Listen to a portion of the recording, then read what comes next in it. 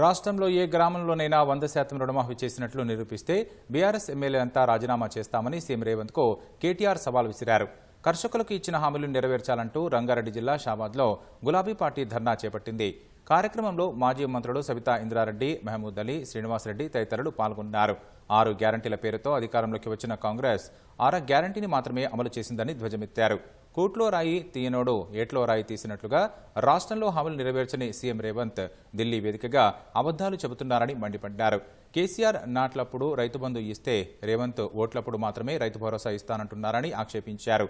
అంతకుముందు చేవెళ్ల మండలం ముడిమ్యాల స్టేజీ వద్ద పార్టీ జెండాను ఎగరేశారు.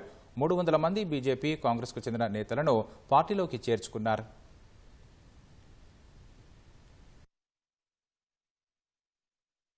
రేవంత్ రెడ్డి గారికి నేను చెప్తున్నా, సరే కొడంగల్ ఓని, కొండారెడ్డిపల్లి ఓని, రాష్ట్రంలో ఏ ఊరికైనా సరే, ఏ నియోజకవర్గం అయినా సరే, డేటు, ప్లేసు, టైము 3 ఇష్టం.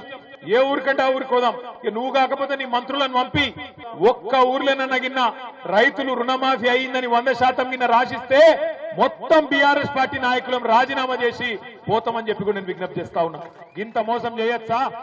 చారాన రుణమాఫీ కూడా కాలే, కానీ చారాన కోడికి బారాన మసాలా అన్నట్టు ఇవాళ ఢిల్లీకి పోయి మొత్తం రుణమాఫీ చేసిన అని చెప్పి అక్కడ మాట్లాడుతూ ఉన్నాడు.